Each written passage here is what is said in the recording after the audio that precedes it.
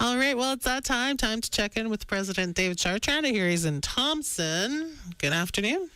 Good afternoon there, Naomi. How is things back there in the Winnipeg, I called it? They're a little chilly. Well, I got some guys from Miami here. They're crying Uh-oh. to walk one, not even half a block. Uh-oh. That their skin's too soft and they can't take this cold wind in Thompson. and I have my jacket wide open. I don't know what the hell's wrong with these It's like people. spring out there. What are you talking about? I know. There's actually a wicked storm here yesterday, but it's calmed down now. So Oh, that's good. yeah. But of course, for everybody listening, we are in a regional meeting in Thompson, and I'd like to thank Agnes Bonifay for opening prayer, of course, and Vice President Jelida Lajamadier and Minister Mark Ferrando of Mining and Associate Minister Willard Dorian of Mining. Both, of course, are all three of them are so excited to have the regional meeting taking place at packed house, standing room only. So it's good to see. Also, Colleen Schmuck was there, Mayor of Thompson, and very good friend of the Métis. And Anita Campbell did her presentation on the Infinity Woman. There's so much happening with the Infinity Woman right now. We just finished a meeting, myself and Anita. She is, of course, working on building her transitional housing to help women that need some protection and need to rebuild their lives or protect their children. So that announcement should be coming very soon. So kudos to, of course, the work that Anita is doing on that. And the goal is, I think, we'll be building at Breezy Point. And by the way, Cabinet approved yesterday authorizing the MOU between City of Selkirk and, of course, with also the municipality of St. Andrews. We got to put a pipeline, water line, 1.8 kilometers from Selkirk to Breezy, so we can actually start our development in that area. We own about 2 miles of land there long and about a quarter mile wide, right to the river. And we're going to be developing addiction foundation, mental support units and programs, and, of course, transitional housing now you hear, and on and on and on. And that's where, in fact, our greenhouse is being built as we speak. The roof's done already. And, again, those Métis contractors who did this, I'm very proud of them, and who took on the opportunity to take on the tender. And so I'm very, very proud of them on their achievement. And now, of course, Marcy, she always listens to our show. She couldn't make it. She had a doctor's appointment, but she's been working hard to get this greenhouse up. And I will be inviting both the Minister of Environment and the Minister Guilbeault and the Minister of Natural Resources to come and do the ribbon cutting ceremony. Of course, it's a greenhouse that will grow up to 50 million trees in 20 years, and will grow 2 million trees we call them, I guess, the seedlings. Right. There'll be 2 million every 9 months. So we're looking forward to that. And again, the North here, they're very excited about the greenhouse in the discussion about having our garden boxes, and entice them to look at locals to build them so we can make money for the locals, and then pass them on to our families that want to grow their own green garden boxes in their backyards. And trust me, I'm not sure my wife's listening, but our garden boxes back home produce a hell of a lot of tomatoes, cucumbers, radishes, and different things. And we got 3 of them, small ones. And these ones we're talking about building is 2 feet to 6 feet or 2 feet to 8 feet, depending on how much land they have or space in the back. But I tell you, they're going to get a lot of fresh vegetables coming out of there. And they keep on coming and coming as long as you take care of them. So, again, and also we're going to grow our 7 greenhouses. Just remind everybody, one will be in Thompson. We're going to grow 100,000 pounds of food in those greenhouses that we'll deliver to our senior citizens and our families in the North.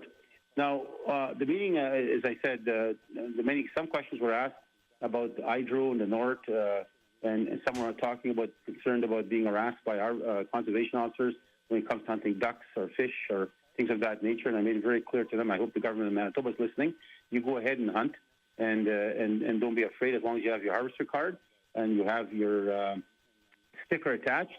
And if the government wants to charge you, let's go to court. I'm tired of this harassment to my people, and I'm going to be raising that with Minister Canoe, the Premier, Canoe, and advising him very loud and clear. This harassment is illegal action by his staff and by now he's the government. Better come to an end very quickly.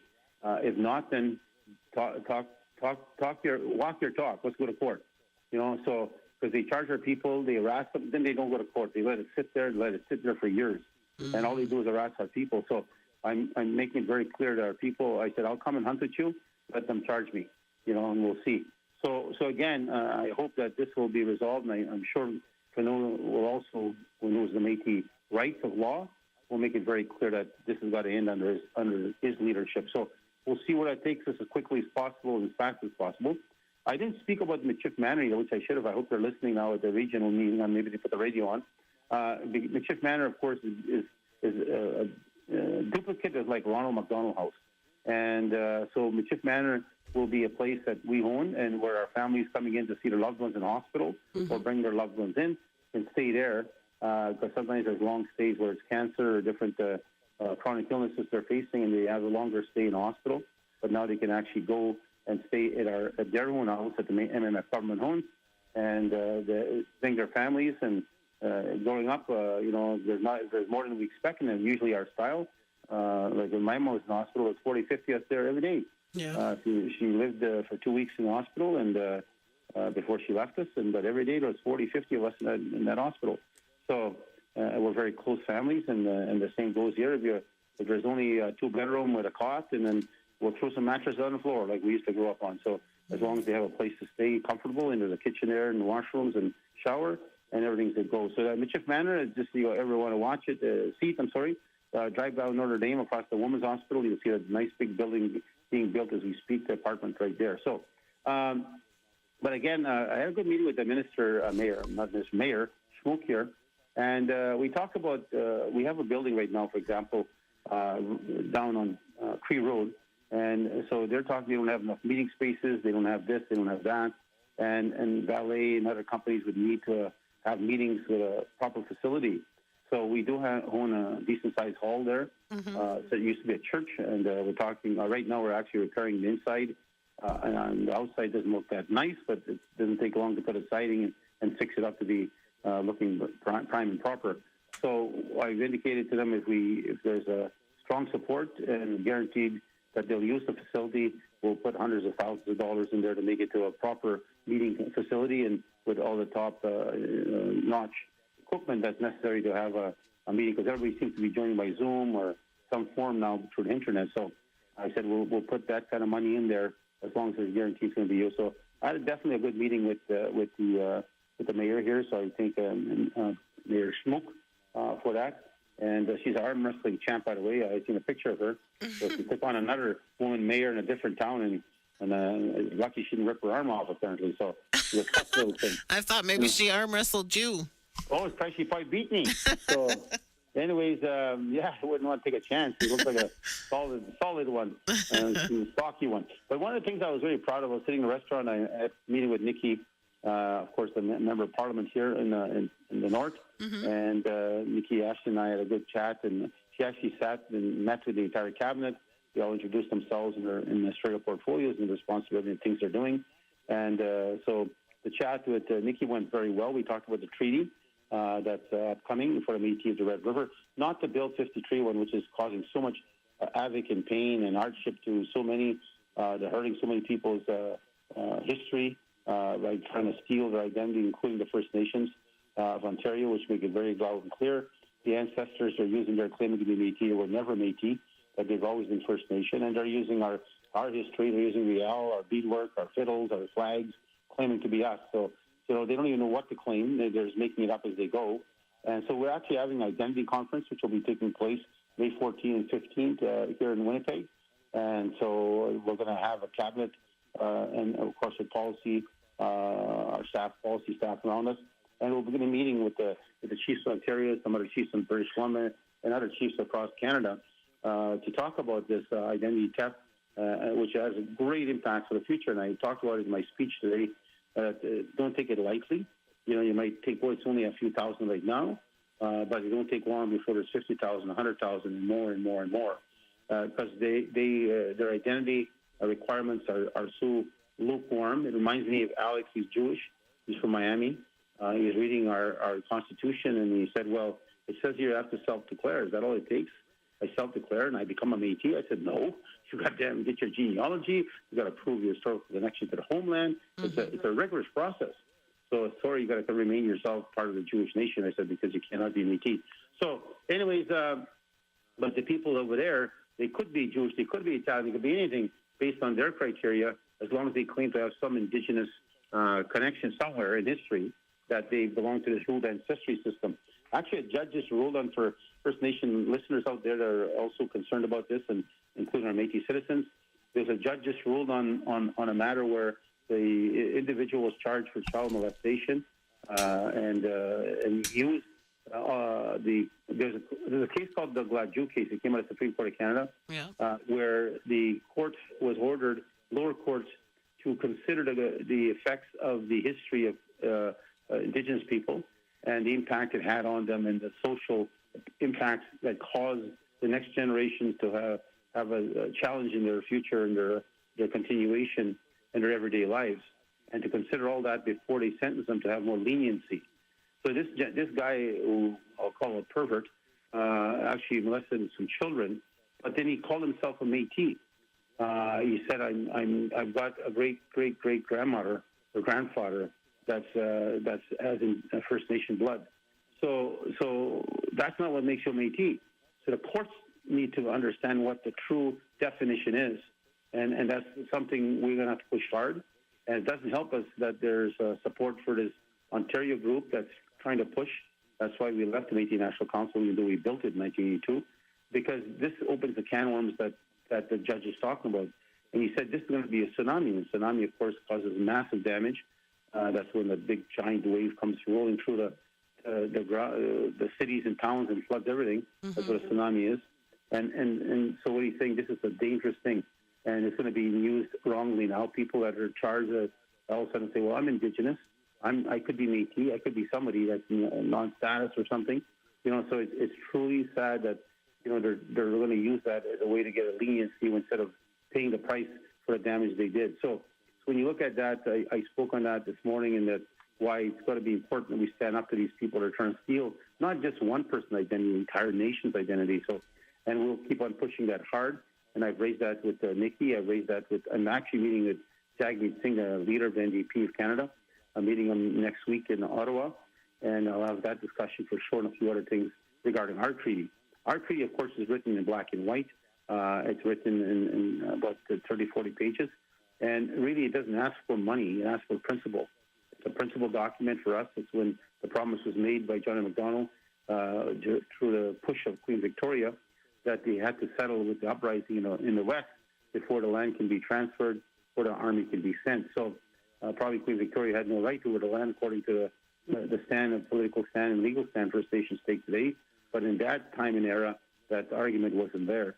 So the Queen Victoria may be believing that it was their land by claiming through a military style of ownership that they would sell it to Canada. But they wouldn't give Canada Army or the settlement of the land or the payment of the land to be accepted until they dealt with the uprising. So that's what John MacDonald says in the Parliament during his time in 1869-70. He said, "I'm treating with the half-breeds.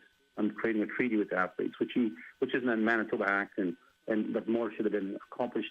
But instead of coming to a table to negotiate, he said an army would attack us. So again, but let's not forget at that time there was 12,000 people living, which is now Manitoba, and in that population there was only a small population of First Nations. There were really a lot of damage was done to the First Nations. They're almost wiped out because of all the attempts by government, including putting chicken pox in their blankets and all kinds of stuff to destroy the entire nations of families.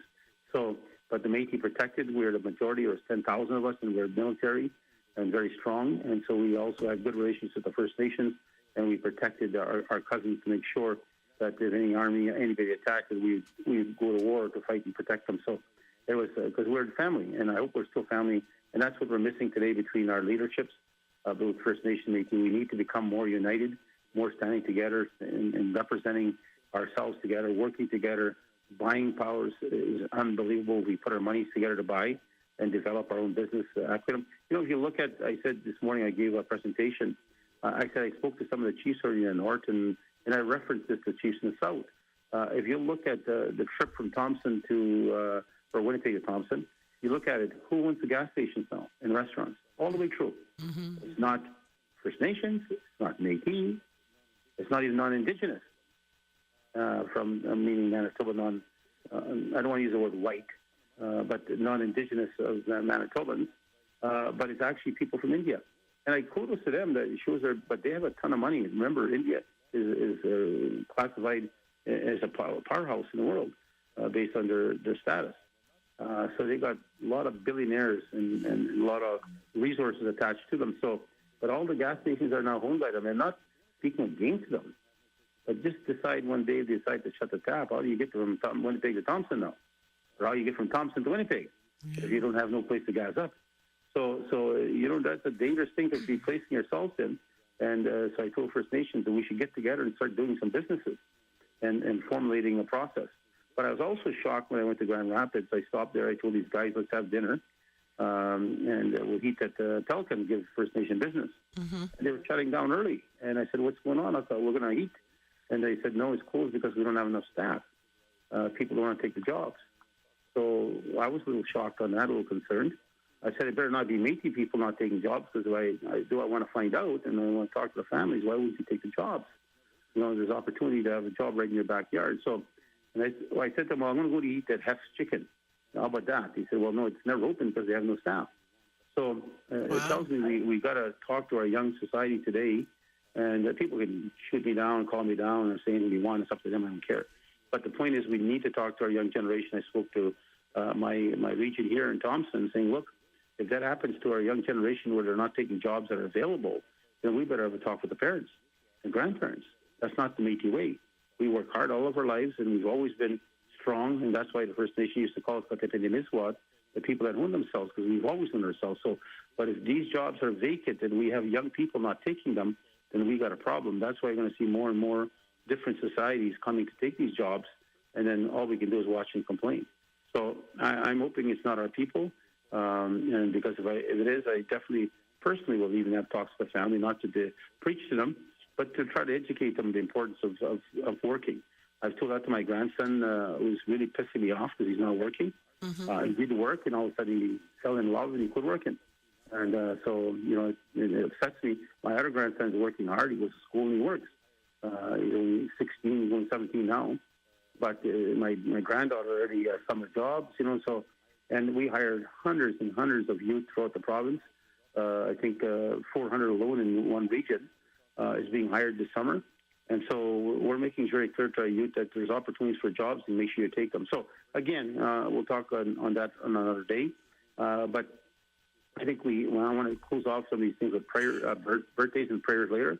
Happy 56th birthday is going to Jessie Casey, who's celebrating her birthday. Of course, Jessie's been works in my office. She's been there for quite a number of years.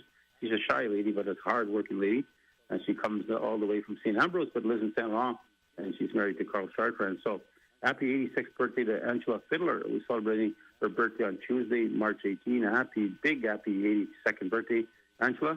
That's coming from your cabinet and your government and the MMF as a whole. And happy 83rd birthday to Métis elder Norman Fleury, who's celebrating his birthday. I think he still lives in Saskatchewan, but he comes from the St. Lazare area. And so happy birthday to him. I was at his mom's 100th birthday. She passed away at 105. I was at his mom's 100th birthday. And also, happy birthday is going on to Landon and Catherine Lortu, Tree and Brian's twins, who are celebrating their 12th birthday on March 21st.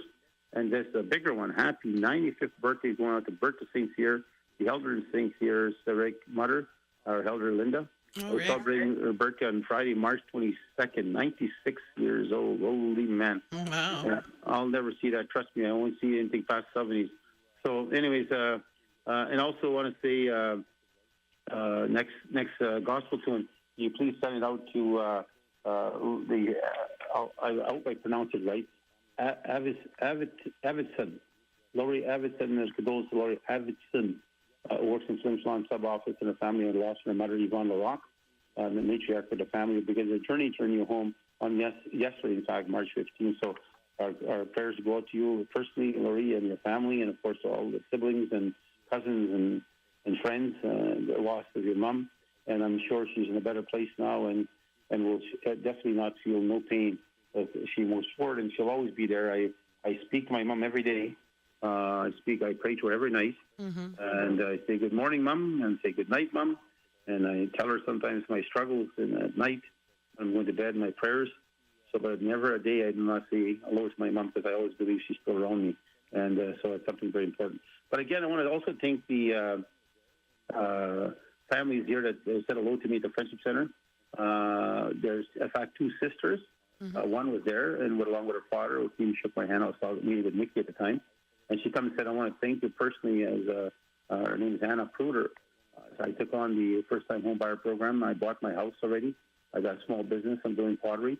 And so she said, I want to, again, the training I got for the Federation, the support I get from the Federation government has changed my life, changed my sister's life. And I'm truly very proud of what our government's doing. And so she also got a loan for her business from the Louisville Capital Corporation. So again, kudos to you, Pruder, make us very proud. And today we had a young gentleman come up to us and thank us on behalf of his sister. He said it's his first regional meeting. It's they actually founded Métis Heritage not that long ago, but they were proud to take it. It was hidden, of course. And people got to realize that in the West, not the East, in the West, a lot of our citizens actually did not declare themselves as Métis. And that carried on for decades and decades after 1870, after the wars, and where there was such a tyranny of action by the Orange men and others who suffered our people, raped our women, and burnt our houses, took our houses away, killed our men, beat our men. Anybody who wore Métis clothes, they were attacked, and they were free to do it. The country closed its eyes, and everybody did say nothing in this country, and our people were tortured. And so people hid if they were white enough, didn't have kind of a bois volet, burnt good kind of skin texture, and they spoke French. They said, no, we're not Métis, we're French. And they did not ever pass that history on to their kids, that they were Métis all this time. And their kids now have done their genealogy research, and they're saying our great-grandma hid their identity, or great-great-grandfather hid their identity, and didn't ever want to say they were Métis because they died leaving this world as hidden from their own culture and their own identity because they're afraid of how they'd be treated, discriminatory practices, and the punishment they receive. And that's still happening today. In fact, our cabinet approved today a pursuit. We will be suing the government of Canada shortly on health, because the First Nation Inuit Health Branch, that alone is prejudicial in its actions, its statement. There's no Métis there. First Nation Inuit policing. Not to oppose the First Nation. We support them 100% along with the Inuit. I hope one day they support us 100%. But I just sometimes it boggles the mind when you ask yourself what some would say the Métis don't have rights. I'm talking about First Nation chiefs. They don't say it publicly, but they say quietly in the back room because they want to debate that publicly. They'll debate them anywhere, any place, at any time. So, but again, from my perspective, I think it's going to be important as we move forward that we find a way of relationship building. I talked about the carbon tax. We actually passed a resolution, motion yesterday, unanimous by Cabinet. And First Nation chiefs, I hope you're listening, or their families are listening. As you heard, that the Southern premiers in Canada, not Wab Canoe yet, but the Southern premiers in Canada are saying to Trudeau to cancel the carbon tax, to put it on abeyance, to put it on hold, and to stop it. And you heard Trudeau say, if I do that, then that means I got to stop issuing the carbon pricing or the carbon rebates. Not the carbon tax, it's carbon pricing. And it's probably ever calls it carbon tax to make it look negative, but it's carbon pricing to bring down the carbon effect of our environment and the damages. What last year, a lot of especially the North First Nations, when they got the fires, forest fires, tortured and went through in Alberta, ripped down and burned down entire villages and towns.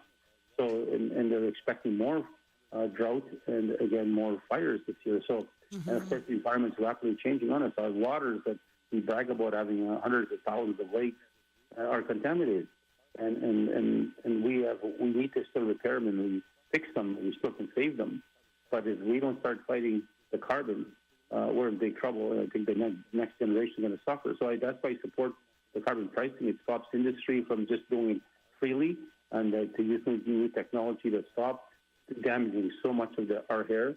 HAIR, remember that I got an accident, you might think it's your head hair. But it leaks out into the environment, and then the consequences now is that we're getting hotter days and we're getting damaging to our situation. But the bigger damage is also going to come if they stop the carbon pricing. That means the big industry doesn't have to pay that no more, and then now the money that's collected from big industry goes back to the local people. That means First Nation people are getting these checks, including Métis people are getting these checks. The working poor, the disadvantaged, the middle class, that get these checks every rebate that comes out on the carbon rebate, and that's going to equate to billions of dollars that goes out every year to us. It's going to be canceled. So, and yet these premiers are talking, there's high price of food, there's high price, do something to it, do this, do that. And now here they are saying, okay, cancel this thing for the big oil industries while the people can forget their checks for a while.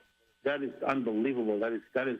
I asked, when did any premier giving our Métis citizens live beyond borders in whether it's Saskatchewan, Alberta, or British Columbia, when did they ever talk to the federal government and say, look, how do you feel about this if we take this position? They want to hear from us loud and clear. You're going to affect millions of people that depend on this carbon rebate now, that expect this carbon rebate to help with the cost of food or Pampers or milk for the kids, etc. It's going to be canceled because you're telling them to stop carbon pricing on industry.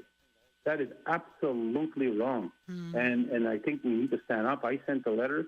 I sent a press release yesterday. I sent it all to members of parliament, ministers, and to the premiers, and saying you never consulted with us. You had no right to go and make a decision that is going to have a direct effect on our people, affect the ability of them to feed their families, effectively have a negative impact and a health impact on many of our children and families, because you're going to take away billions of dollars that is entitled to us through the carbon rebate plan. We all agreed to in this country. That's why you elected the prime minister in this country and his party at the time, is because you had the plan, and the plan was to have the only plan, to be honest with you, the environmental plan was the carbon pricing plan. So I hear of the opposition speaking on it, but where's the plan? If you stop it now, then you could do damage for 10 years in the future. It's not something you just switch off and switch on. So if you stop doing and don't slow down industry, the damage it's causing, then you can't just switch like a light switch in a house. You could lose up to 10 years of getting back on stream to start bringing industry down to a level where it's causing less damage. So that's why, don't get me wrong, I'm not against industry, I'm not against mining, I support it economically. But I also support that they have a responsibility to use the most updated technology to do less damage as they can to the environment, because they're going to pay a price. If not this generation, I'm 64. It probably won't impact me as much as it will impact anybody else, but think of my grandkids, my children. What's going to be their future? Their children. What's going to be their future? If you can't go outside and the sun's going to burn you as soon as you walk out your house, or you're going to come up north and it's going to be, there's not going to be no more winters, no more Santa Claus, to be honest with you, because they're really projecting that you're going to see the south of United States, where we have these hot weathers moving all the way into our area in the north, taking over Winnipeg, coming this way, and eventually Thompson will never see snow. I'm sure these guys from Miami would love that. That's how they live. Right. But that's not how we live. But what they don't realize is that if the environment is that way, then we need our bees, we need our animals, we need our bees, for example. Without bees, we're in massive trouble. And that's another big concern in the world right now. So imagine now the temperatures and the drought takes away all the plants that they need to survive, and the bees are gone. Truly, look it up. You don't believe me. The bees are gone. The world's in trouble. So you start looking at all of the pieces of what God created in this world and how the plan was created and the purpose of every living creature and human life. There's a purpose for all of us. So we got to hold ourselves accountable. And definitely, I do not support stopping carbon pricing, and I definitely will not support carbon rebates to be canceled. So again, take everybody in First Nations. If you want to give me a buzz, give me a call. We're taking a strong position, and we'll be writing further letters to the government and to the Prime Minister not to stop the carbon rebates and ensure the poor people, disadvantaged, the middle class, all receive their carbon rebates. They need that money. Times are tough right now. We'll talk to everybody next Saturday. Take care, Naomi. Take care. I think you forgot one birthday. Oh, wait. That's not. It was not. I'm pointing at cats here. So tell me the birthday. Oliver Billette on Holy Thursday. Christ Almighty! You're right. In fact, I remember that. I think they went to the hockey game, or they're going to a hockey game. I think they did already. But happy birthday, Oliver! And one of my close friends, and of course, a deputy minister of the government one time, our executive director, our CEO of the federation one time, and one great Métis fiddler. I'm very proud of Oliver and the stuff he's done, and I love the rice. He still takes wild rice traditional. Him and his brother, his brother actually go out and pick wild rice. They taught me. I never I didn't. That's ever hard involved, work. right? Huh? What's that? I said it's hard work, that picking race. It is, but it's a lot of fun. It is. And they take such great pride, Oliver and his brother. So again, I want to say happy birthday, Oliver, from me personally, from my family, from the cabinet, and from the government. Thank you, everything you stand for, and always talking about the history of the fiddle and the history of how it connects to our everyday life today. So take care, everybody, and we'll see you next Saturday. Thank you again for reminding Naomi. Okay, take care. Okay, bye-bye. Bye. Bye-bye.